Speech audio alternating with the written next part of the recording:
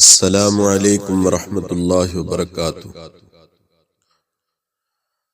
دوستو، ایاک نعبد و ایاک نستعین میں دو جملے ہیں۔ ایک جملہ ایاک نعبد کہ اے اللہ ہم آپ ہی کی عبادت کرتے ہیں، کسی اور کی نہیں کرتے، اور دوسرا و ایاک نستعین کہ ہم آپ ہی سے مدد مانگتے ہیں، کسی اور سے نہیں۔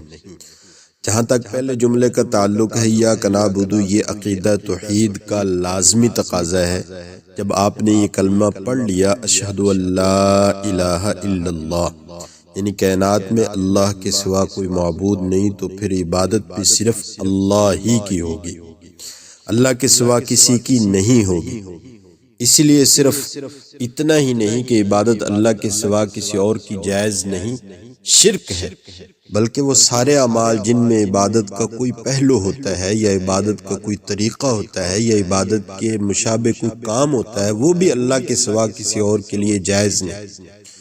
مثال کے طور پر سجدہ کرنا، یہ عبادت کا ایک طریقہ ہے، تو اللہ کے سوا کسی اور کے لیے سجدہ کرنا جائز نہیں، خواہ وہ کتنا ہی بڑا پیغمبر ہو، کتنا ہی بڑا ولی ہو، کتنا ہی بڑا بزرگ ہو، اس کے آگے سجدہ نہیں ہو سکتا۔ سجدہ صرف اللہ کے لیے ہے، پیشانی صرف اللہ کے آگے جھکے گی، اس کے علاوہ کسی اور کے آگے نہیں جھکے گی۔ ہاں، ایک وقت میں سجدہ صرف عبادت کی علامت نہیں تھی، بلکہ بعض اوقات سجدہ تعظیم کے لیے بھی کیا جاتا تھا۔ جیسے کہ آپ نے سنا ہوگا کہ جب اللہ تعالیٰ نے حضرت آدم علیہ السلام کو پیدا فرمایا تو فرشتوں کو حکم دیا کہ ان کے آگے سجدہ کرو، تو یہ سجدہ عبادت کا سجدہ نہیں تھا، بلکہ تعظیم کا سجدہ تھا، جو بعض امتوں میں جائز رہا، لیکن امت محمدی علیہ السلام میں آپ نے واضح لفظوں میں فرما دیا کہ اب تعظیم کے لیے بھی کسی کے آگے سجدہ کرنا جائز نہیں۔ کوئی کتنا بڑا بزرگ ہو، کوئی ولی ہو، کوئی اللہ تعالیٰ کا مقرب بندہ ہو، اس کے آگے سجدہ جائز نہیں۔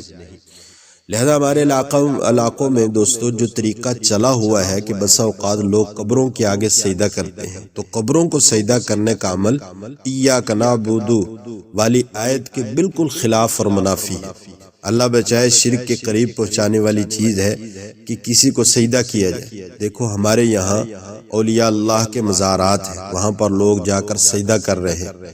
ایک مرتبہ ایک ایسے مزار کے پاس تھا کہ دیکھا کہ لوگ سجدہ کر رہے ہیں، مجھے دیکھ کر کپ کپی طاری ہوگی کہ اللہ کے سوا ایک مسلمان کسی اور کے آگے سجدہ کرے، تو میں نے ان سے کہا کہ آپ صاحب مزار کو سجدہ کر رہے ہیں، اللہ کے سوا کسی اور کے آگے سجدہ کرنا شرک ہے۔ تو وہ کہنے لگے کہ ہم تو اللہ تک انہی کے ذریعے پہنچتے ہیں، اس واسطے ان کے آگے سجدہ کرتے ہیں تاکہ اللہ تک پہنچے۔ دوستو، یہ بعینی ہی وہ بات ہے جو مشرکین مکہ کہا کرتے تھے۔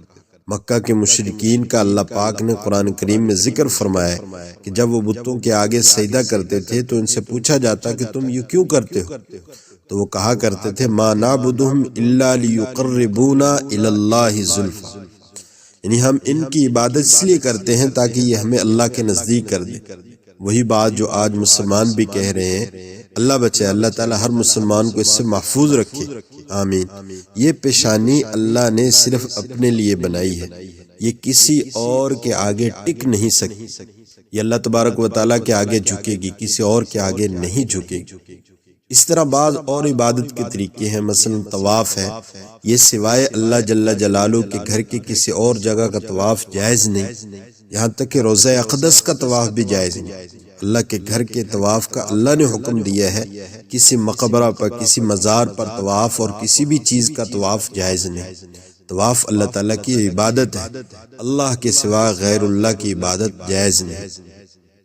پھر دوستو، بعض چیزوں میں شریعت نے اتنی احتیاط سے کام لیا ہے، بعض چیزیں جو براہ راست عبادت تو نہیں ہیں لیکن عبادت کے مشابہ بن جاتی ہیں، ان سے بھی منع کی ہے۔ مثلا کسی انسان کے آگے جھکنا کہ رکوع کے قریب پہنچے، یہ منع ہے۔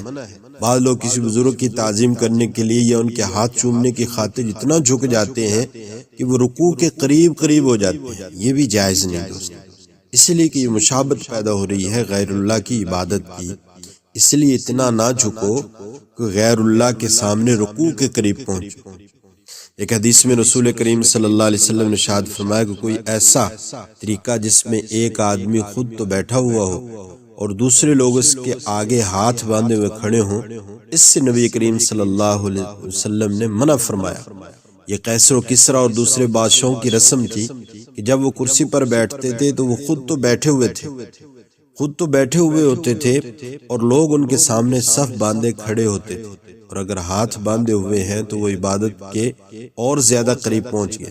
ان سب چیزوں سے منع کیا گیا ہے دوستو، ان میں بڑی احتیاط چاہیے۔ ٹھیک ہے، اللہ کے نیک بندوں کی تعظیم بہت اچھی بات ہے، جو اللہ کے ولی ہیں، جو اللہ کے نیک بندے اور بزرگ ہیں، ان کی تعظیم بہت اچھی بات ہے، لیکن تعظیم کی حد تک ہو، آگے عبادت جیسی نہ بن جائے۔ ایسا کوئی کام نہ کرے جس سے عبادت کا شائبہ پیدا ہو، اس کے لحاظ سے رکھنے کی ضرورت ہے، اس کا دوستو لحاظ رکھنے کی ضرورت ہے۔ اس لیے فرمایا ایاک نعبد، اللہ ہم آپ ہی کی عبادت کرتے ہیں، کسی اور کی عبادت نہیں کرتے۔ اور یہی تو وہ سجدہ ہے کہ مسلمان کی پیشانی جب اللہ جل جلالہ کے آگے ٹکتی ہے تو پھر یہ دنیا کی کسی چیز کے آگے نہیں ٹک سکتی۔ لوگوں کو دوستو بہت مشکل لگتا ہے کہ کیسے نماز پڑھوں اور کیسے سجدہ کروں، اس لیے تو اقبال رحمہ اللہ کہتے ہیں وہ ایک سجدہ جسے تو گراں سمجھتا ہے، ہزاروں سجدوں سے دیتا ہے آدمی کو نجات۔ جب اللہ کے سامنے سجدہ کرنے کا انسان عادی ہو گیا تو پھر اس کو کہیں اور سجدہ کرنے کی دوستو ضرورت نہیں، اور جو اللہ کے آگے پیشانی نہ ٹیکے، اللہ کے آگے سجدہ نہ کرے، اس کو پتہ نہیں کہاں کہاں سجدے کرنے پڑتے ہیں، کس کس کے آگے ہاتھ پھیلانا پڑتا ہے، کس کس کے آگے خود کو ذلیل کرنا پڑتا ہے۔ تو دوستو یہ وہ سجدہ ہے کہ ہزار سجدوں سے نجات دے کر ایک ہی خالق اور مالک کی طرف انسان کو پہنچاتا ہے۔ اس سجدے کی قدر پہچاننے کی ضرورت ہے۔